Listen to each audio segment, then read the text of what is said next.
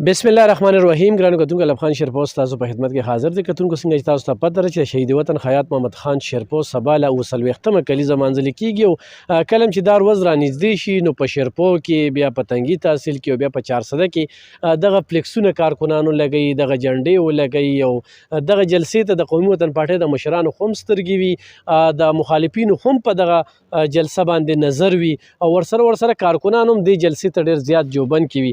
موږ سره دې وخت کې اسد شمشیر خان عمرزی موجود دی او د هغې سره خبرې اترې کوو. د قومي وطن پارټۍ دیرینه کارکن، دیرینه غړی او ورسره چې کوم دی ډېرې لوی ذمهوارۍ پرې هم دي. دغه تیارۍ د دوی څنګه روانې دي او سبا له څه ویني چې د خپلې حلقې نه د خپلې دغه سیمې نه څومره خلک په دغه جلسه کې ګډون له رابلي او د شهید وطن خیاط محمد خان شیرپو د خدمت حوالې سره څه وایي. ډېره مننه کوم د وخت راکولو. څه به وایي په دې موضوع؟ بسم الله الرحمن الرحیم. ټول نه پهله خو خان صاحب ستاسو شکریه د راتلو.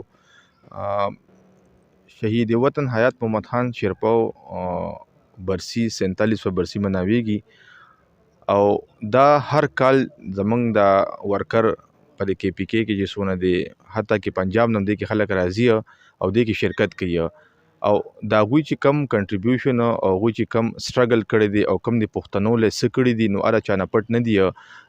د ډیکټیټرشپ په دور کې د امریت دور هغوی چې دی اواز اوچت کړی دی، هغوی ګورنرشپ کې چې دی نو د پښتنو له یو ډېر ښه اواز اوچت کړی دی، ښه کار یې کړی دی.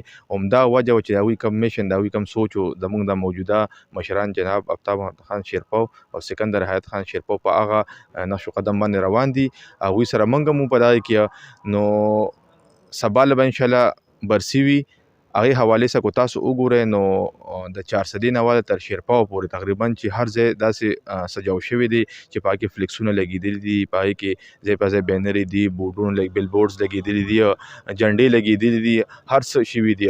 او زموږ تیاری هم دا دي چې تاسو په روډونو باندې ګرځئ نو تاسو ولیدئ چې موږ په حقیقي معنو کې چې ډېر زیاته خواري کړې، محنت هم کړی دی، په ورکر باندې هم کار کړی او ورکر ته هم دا ویلي چې سبا له د داسې شهید وطن برسی ده چې هغوی خو دا قرباني هم ورکړې، ستاسو عوامو لپاره ورکړې ده، ستاسو لپاره جنګېدلې دي، ستاسو لپاره اواز اوچت کړی دی.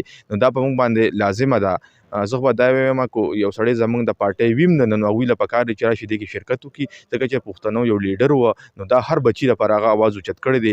نو موږ به کوشش کوو چې سبا له روزو او په دې کې شرکت وکړو، خپل حصه پکې واچوو، کو په چا مس نه کېږي چې ځان نه روزو. نو دا حوالې سره زمونږ صوبایي وایس چیرمن شمشیر خان په حجره کې کسان راغونډېږي. 10 بجې موږ ټایم ورکړی دی او انشاءالله چې ورکر راغونډ شي نو دې ځای جلوس کې به موږ شیرپاو ته وځو او موږ به د علاقې ته د خلکو ته ښایو چې یاره زموږ د خپل شهید وطن سره څونه مینه ده، د موجوده مشرانو سره زموږ څونه مینه ده. نو انشاءالله دا به سبا ثابتوي او هره پیره چې څنګه د ورکر موږ له عزت راکړی دی نو سبا دې دوباره راشي چې وځو او موږ د خپله مینه وښایو دې ته.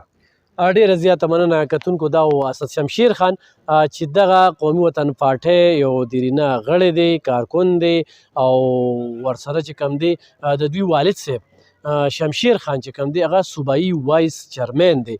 نو په دوی باندې ډېره زیاته ذمهواري ده. دغه ذمهوارۍ په تناظر کې چې کوم دی دوی خو ګوري د 400 نه والا تر شیرپاو پورې کم فلیکسونه، کمې بینرې، کمې پوسټرې لګېدلي دي.